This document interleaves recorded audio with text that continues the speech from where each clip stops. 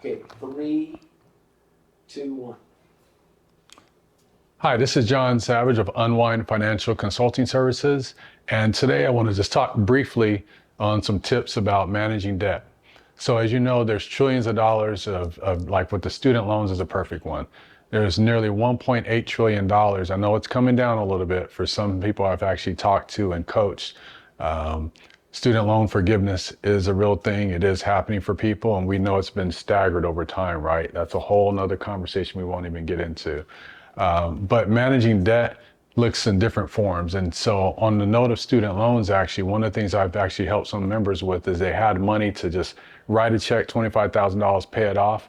But I'm like, well, if you have an opportunity to have your student loans forgiven, whether it's in part or in full, why would you go and write a check for $10, $15, $20, $30,000 instead of waiting just a few more weeks or a month or two to get an answer? And so I've had members where they actually end up, clients I've coached where they've actually ended up just by waiting long enough, having their student loans forgiven instead of taking their money in savings and wiping out the student loans. I'm not saying don't pay off your student loans, but if there's programs there to assist you, sometimes it's just a matter of patience. Because when we're all dealing with debt, and I've dealt with it, is I'll experience anxiety. I do not like owing anybody. I don't like having debt at all. And so we have to put it in perspective though.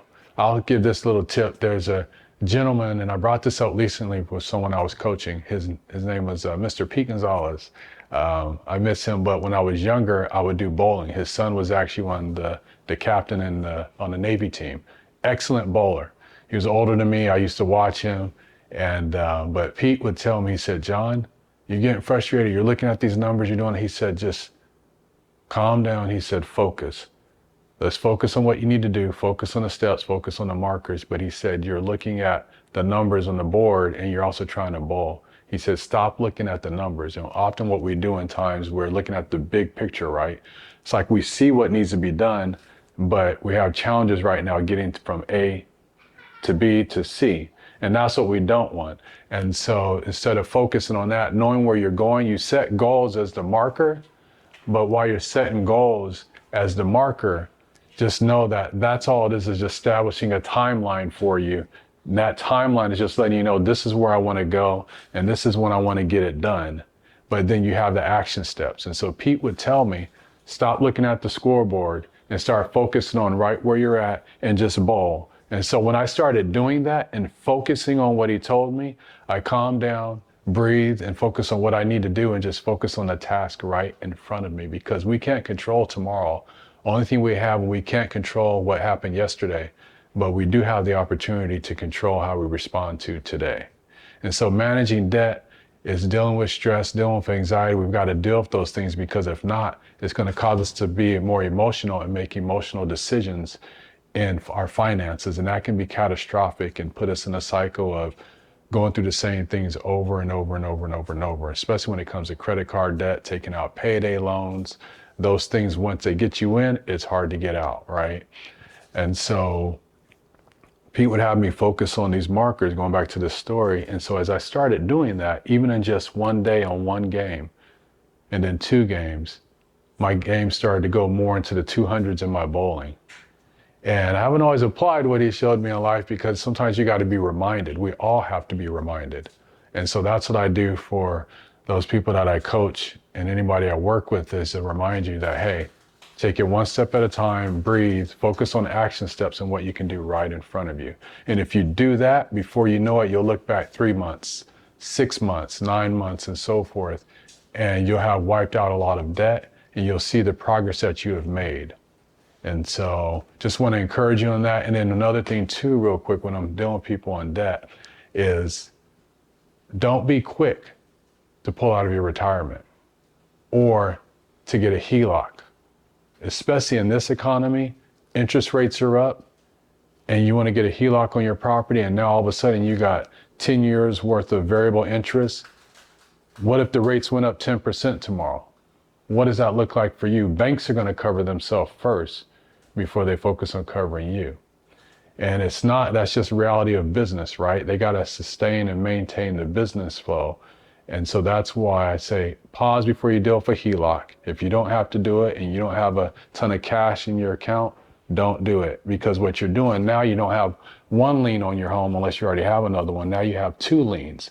Now you increase your risk exposure financially, and that's what you don't want to do.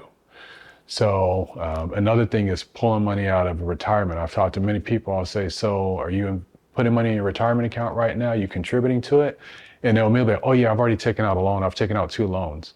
And first, I just want to find out what they are and are not doing as we're going through the budgeting process and dealing with managing debt. And so I'll tell them, no, I'm not saying take anything out. I actually let that be like the last resort if you have to pull from your retirement. But I look at more of like negative amortization if you're sitting here putting money into retirement while you have 3 to 4 times the amount of interest you're being charged every single month. You're definitely not guaranteed to get 15, 25, 30% interest on your retirement. It's typically on average going to be 4.5%, 5% or so after all the fees and the fluctuations in the market, right? Especially in today's climate. So when dealing with debt, first you want to look at your budget, and then you want to look at what you can do, what you can control, whether that's contact a utility company to see if there's any type of energy saving programs. Is there just looking at, are you spending too much each month? Are you putting more on the credit cards? And this is something I'll get into more later on another video. But these are things we want to look at first, and what I call is taking inventory.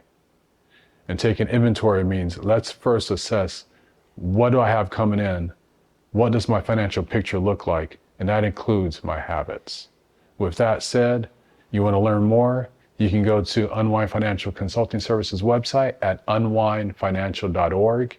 And if you have any questions about my services, you want to reach out to me, you can reach me at info@unwindfinancial.org. Again, that's info@unwindfinancial.org. Thank you so much, and I look forward to working with you. Perfect. Okay. Perfect. Okay. You want to roll into the next one right now? Yeah, let me just check real quick, see what that is. I appreciate you. It's 5:36. I'm trying to be quick. And I was praying. Oh, we're on recording. Yeah. No, that's what you pray. I was saying I was just praying about the whole timing thing when you said 7 o'clock. So I was actually, No.